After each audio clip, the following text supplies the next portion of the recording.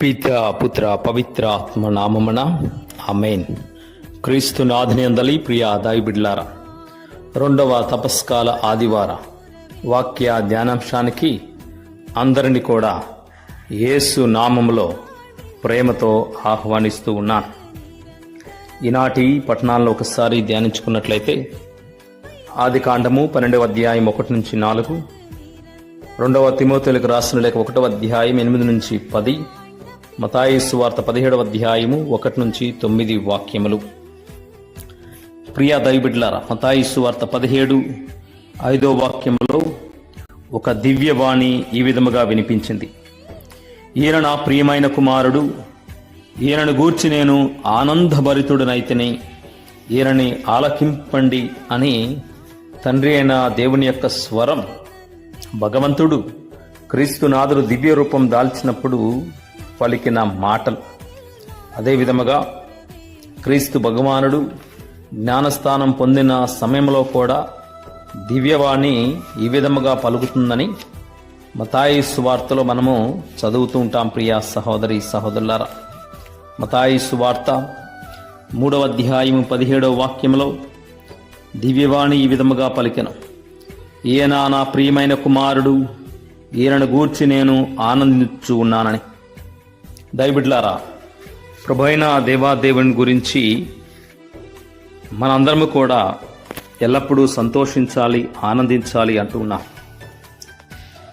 యావే దేవుడు తన యొక్క కుమారుని ఆలకించమని, తన యొక్క కార్యాలను గురించి ఆనందిస్తూనని వాగ్దానం చేస్తూ ఉన్నాడు. మరి అటువంటి తన యొక్క మాటను వినిన వాళ్ళు కూడా ఆశీర్వదించబడ్డారు, దీవించబడ్డారని వాక్యాలు సెలవిస్తూ ఉన్నాయి. ఈనాటి మొదటి పట్టణంలో ఆదికాండంలో యావే దేవుడు అబ్రహామును పిలిచినప్పుడు అతడు దేవుని యొక్క మాటను ఆలకించాడు. ఆలకించిన ఆ తరుణమునే దేవుని యొక్క అనుగ్రహాలు పొందారని ఆదికాండము 12:3 చదువుతూ ఉంటాం. నిన్ను దీవించు వారిని దీవిస్తాను, శపించు వారిని శపిస్తాను, నీ ద్వారా సకల జాతి జనులు దీవించబడును అంటున్నా. దేవుడు చెప్పిన రీతిగా అబ్రహాము బయలుదేరారు అంటే దేవుని యొక్క మాటను ఆలకించారు అని వాక్యం సెలవిస్తుంది.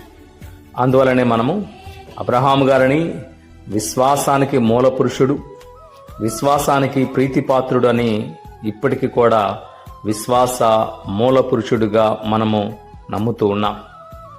అదేవిధముగా నిర్గమకాండంలో చదువుతూ ఉంటాం, మోషే ప్రవక్త దేవాతి దేవుణ్ణి అగ్ని రూపంలో కాంచి ఉన్నాడు. నిర్గమకాండం 3:4 అట్లు పొదను పరిశీలించుటకై ముందుకు వచ్చున్న మోషేను చూచి యావే దేవుడు పొద నడిమి నుండి మోషే మోషే అని పిలుస్తూ ఉన్నాడు.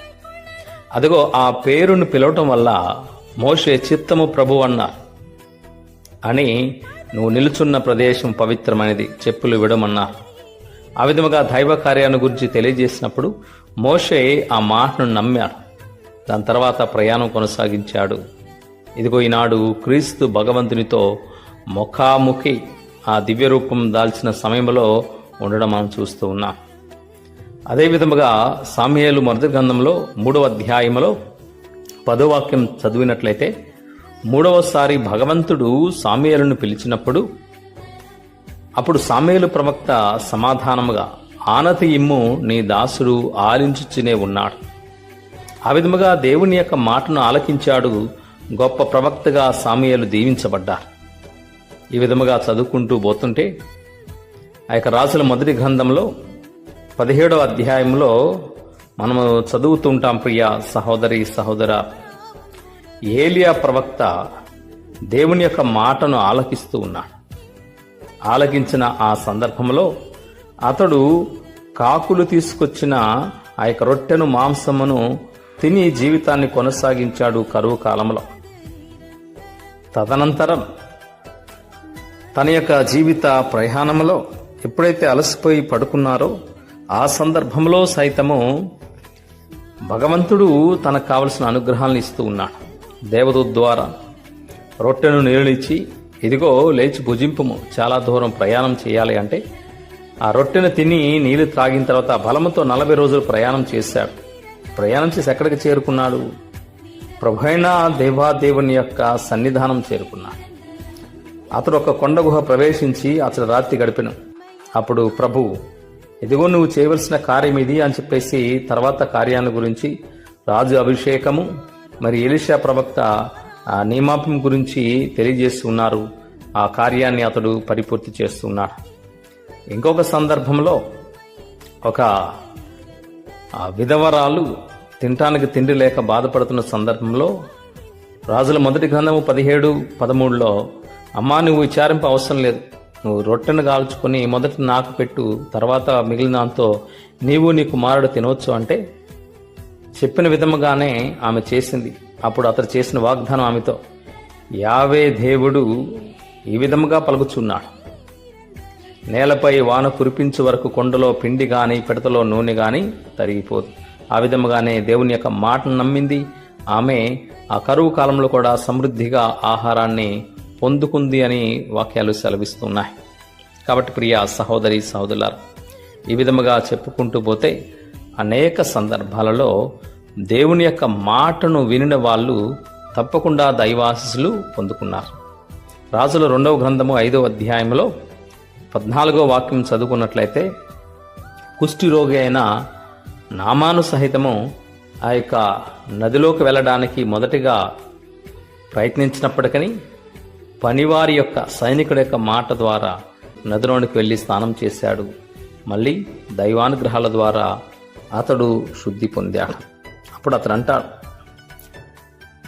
అయ్యా ఈ భూమి మీద ఇశ్రాయేలు దేవుడు తప్ప వేరొక దేవుడు లేడు అని నాకు ఇప్పుడు స్పష్టమైంది. కాబట్టి అటువంటి దేవాదేవుణ్ణి ఇక నుంచి నేను కొలుస్తాను, ఆరాధిస్తాను అని చెప్పేసి తన యొక్క విశ్వాసాన్ని ప్రకటిస్తూ ఉన్నారు.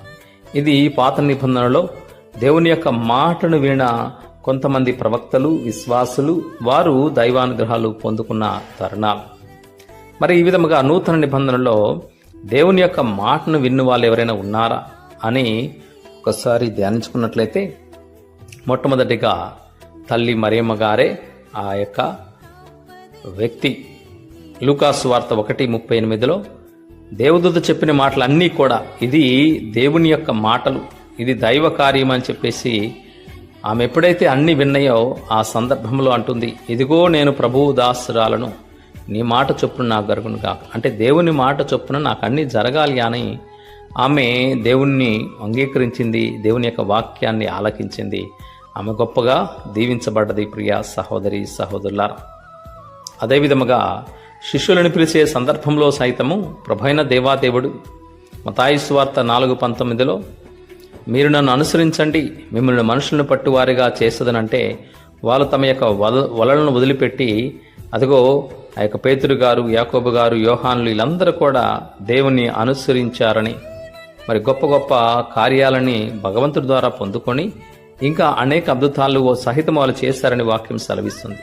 అపోస్తుల కార్యములు 10వ అధ్యాయంలో పేతురు గారు ప్రసంగిస్తుండగా, మాట్లాడుతూ ఉండగా ఆ సందేశం ఆలకించిన వారందరిపై పవిత్రాత్మ దిగివచ్చునని 44వ వాక్యం సెలవిస్తుంది. ప్రియా దైవబిడ్డలా, ఈ విధముగా దేవుని యొక్క మాటను వినిన వాళ్ళు అనేక రకాలుగా దీవించబడ్డారు. మరి పునీత పౌలు గారు సహితము దైవ కార్యాలకి వ్యతిరేకంగా ఉన్నారు, అనేక మందిని హింసించాడు. అయినప్పటికీ ఎప్పుడైతే భగవంతుని యొక్క మాటను ఆలకించాడో అదిగో ఉన్నతమైన స్థానానికి లేవనెత్తబడ్డారు. అపోస్తల కార్యములు 9వ అధ్యాయంలో ప్రభైన దేవాదేవుడు, ఇదిగో అతడు నేల మీద పడినప్పుడు పలికిన మాట, సౌలు సౌలు నువ్వేలా నన్ను హింసిస్తున్నావని స్వరం వినపడ్డా. ఎవరు ప్రభువా అంటే, నీవు హింసిస్తున్న యేసుని నేనే అన్నారు.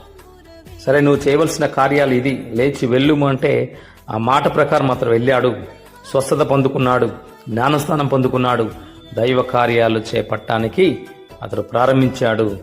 గొప్ప ప్రవక్తగా, గొప్ప అపోస్తులుడుగా దైవ కార్యాలు చేయటానికి అతడు దీవించబడ్డారని వాక్యాలు సెలవిస్తున్నాయి.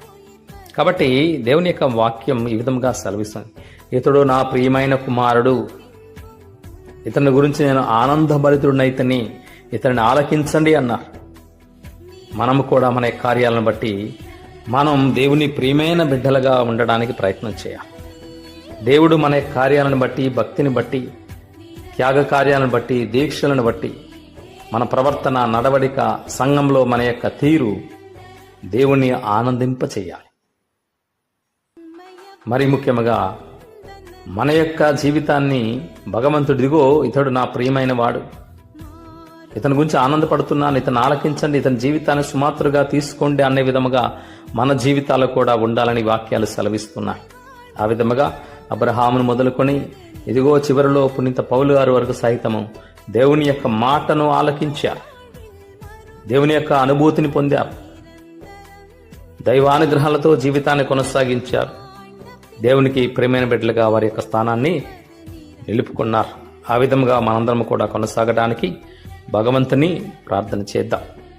ప్రభువైన దేవాదేవుడు ఈ వాక్యాల ద్వారా మనందరి జీవితాల్లో గొప్ప గొప్ప అనుగ్రహాలు దయచేయమని, మనం దేవాదేవునికి ప్రియమైన బిడ్డలుగా, సాక్షులుగా, దేవుని ఆనందపరిచే బిడ్డలుగా మన యొక్క తపస్కాల, త్యాగ క్రియలు, జీవిత విధానం, ప్రార్థనలు, ఉపవాసాలు, దాన ధర్మాలు, ప్రాయచిత్త కార్యాలు ఎల్లప్పుడూ దేవుని కరముగా ఉండాలని త్రిత్వాయిక సర్వేశ్వరి నామంలో అడిగి వేడుకొనుచున్నాము తండ్రి, ఆమేన్.